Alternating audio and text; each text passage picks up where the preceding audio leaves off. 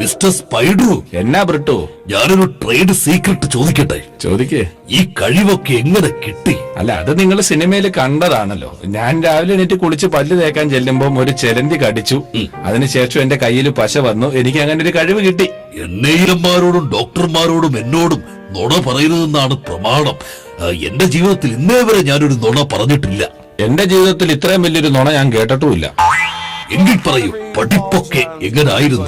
പഠിക്കുന്ന കാലത്ത് എന്റെ ക്ലാസ്സിൽ ഏറ്റവും മിടുക്കൻ ഞാനായിരുന്നു. എല്ലാ ക്ലാസ്സിലും എനിക്ക് തന്നെയായിരുന്നു ഫസ്റ്റ് റാങ്ക്. അതുപോലെ തന്നെ ടീച്ചർമാരുടെ എല്ലാം ഒരു പെറ്റായിരുന്നു ഞാൻ.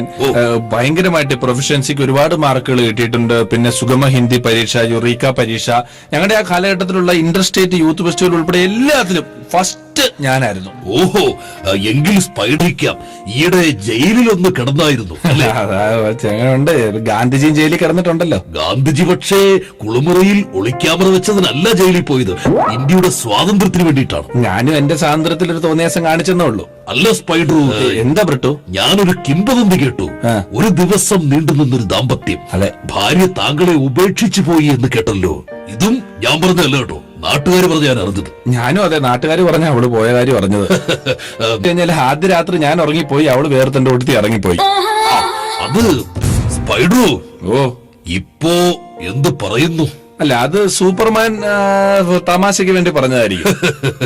താങ്കൾ ഒരു ചിംബ്രൂട്ടൻ തന്നെ. Thank you. താങ്കൾക്ക് മറ്റൊരു മ്യൂച്വൽ ഫ്രണ്ട് ഉണ്ടായിരുന്നല്ലോ, ബാറ്റ്മാൻ. പുള്ളി ഇപ്പൊ കേരളത്തിലുണ്ടോ? ഉണ്ട്. പുള്ളിക്ക് ചെറിയൊരു കൈത്തൊഴിൽ അറിയാമല്ലോ. ഓഹോ. പുള്ളി കോട്ടയത്ത് നാഗമ്പടത്ത് സ്റ്റാൻഡിൽ കുട നന്നാക്കാനിരിക്കുക. ഈ കഴിഞ്ഞ ആഴ്ച കുട നന്നാക്കി കഴിഞ്ഞ് രാത്രി വീട്ടിലോട്ട് പോകുമ്പം വിശപ്പ് സഹിക്കാൻ പറ്റാഞ്ഞിട്ട് പുള്ളി വാഴക്കൂമ്പിന്ന് ഒരിച്ചിരി തേൻ കുടിക്കാൻ വേണ്ടി ഒരു തോട്ടത്തിൽ കയറിയതാ. അപ്പൊ ഈ ബാറ്റ്മാനാന്ന് ആളുകൾക്ക് മനസ്സിലായില്ല. ബ്ലാക്ക്മാനാന്നും പറഞ്ഞ് എല്ലാരും കൂടെ പുള്ളിനെ പിടിച്ച് പഞ്ഞിക്കിട്ടും. മെഡിക്കൽ കോളേജിൽ കാണാൻ ചെന്നായിരുന്നു. ഞങ്ങളുടെ സൂപ്പർ ഹീറോസിന്റെ ഒക്കെ അവസ്ഥ ഇങ്ങനെ തന്നെ സാർ. നമ്മളെ കൊണ്ട് പറ്റുന്ന സമയത്ത് എല്ലാ സഹായങ്ങളും ആൾക്കാർക്ക് ചെയ്യാറുണ്ട്. നമുക്കൊരു അവസ്ഥ ഒരു മനുഷ്യൻ പോലും തിരിഞ്ഞു നോക്കാൻ എല്ലാവർക്കും അവനവന്റെ കാര്യം എന്നുള്ളത് മാത്രമേ ഉള്ളൂ സാറേ. പഴയ പോലെ ഈ വലയിട്ട് തൂങ്ങാനും ചുമരി പിടിച്ച് കയറാനും ഒന്നും വയ്യ. അപ്പം ചെറിയ തോതിൽ എന്തെങ്കിലും ഒരു പണി കിട്ടിയാൽ അത് ചെയ്യാനായിട്ടുള്ള താല്പര്യമുണ്ട്. ജോലി ചെയ്ത് ജീവിക്കാനാണ് ആഗ്രഹം. എന്നാ പിന്നെ നമുക്ക് ഡോക്ടർ ആയാലോ? അതുക്ക് മേലെ എഞ്ചിനീയർ, അതുക്ക് മേലെ ടീച്ചർ, അതുക്ക് മേലെ എന്നാ നമുക്ക് രാഷ്ട്രീയത്തിലേക്ക് ഇറങ്ങാം. അതുക്ക് മേലെ ശരീരം ഒട്ടും അനങ്ങാതെ